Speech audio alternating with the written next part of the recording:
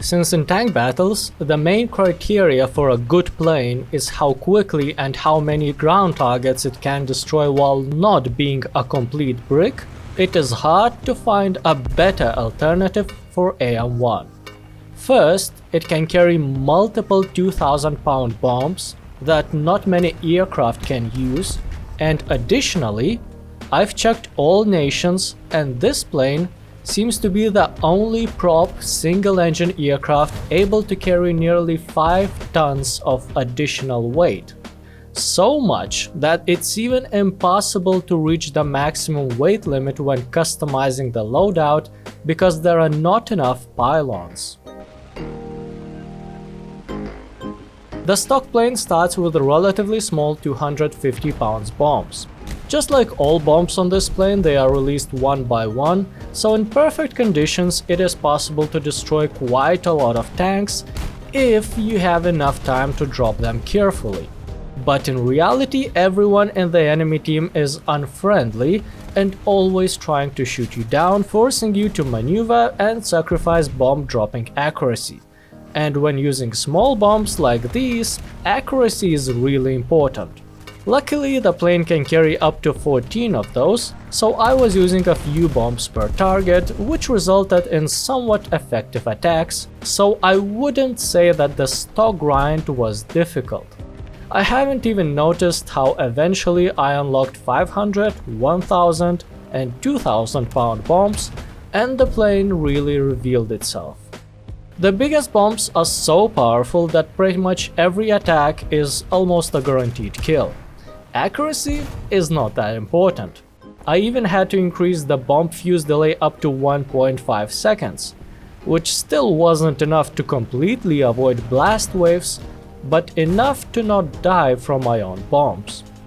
The plane felt amazing when destroying the tanks, especially satisfying was using it when bombing congested areas, but it can be challenging to survive. Even when I was using the smallest bombs, AM-1 wasn't fast and had bad maneuverability, which apparently is quite important when there are enemy aircraft nearby. I wasn't always surviving long enough to have the ability to drop all bombs.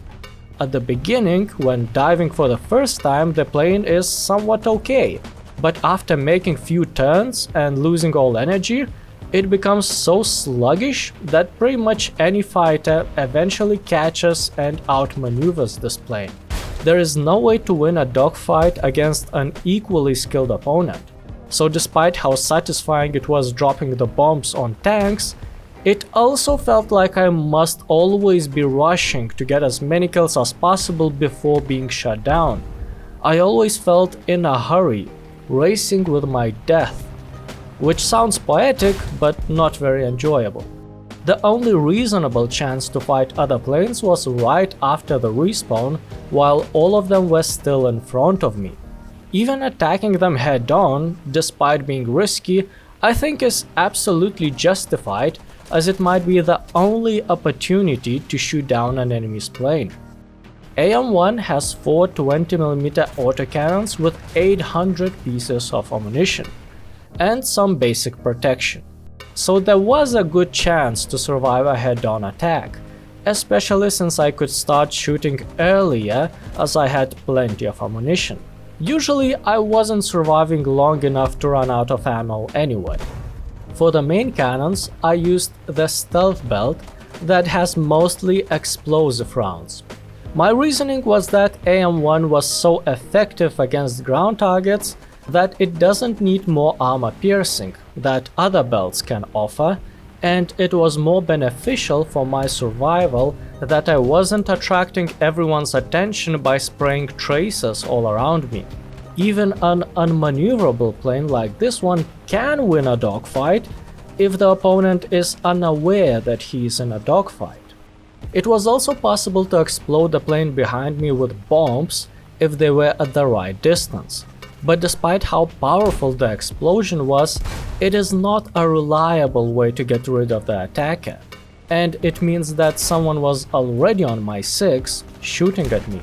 So for the most part, dropping bombs to hit the planes behind me was a last resort measure, or sometimes just an attempt to take the enemy with me as my plane was already falling to the ground. Despite the ability to use all available weight and take as many bombs as possible, whenever I took the heaviest possible loadout, I had to rush to get rid of the bombs even more, which often led to my attacks being ineffective. It only makes sense to use such loadout when you dive and drop the bombs as soon as you reach the tanks.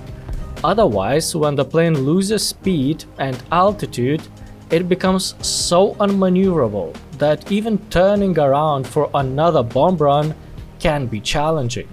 Few times I crashed into the ground like a complete noob just because I couldn't turn around without losing altitude with all that weight.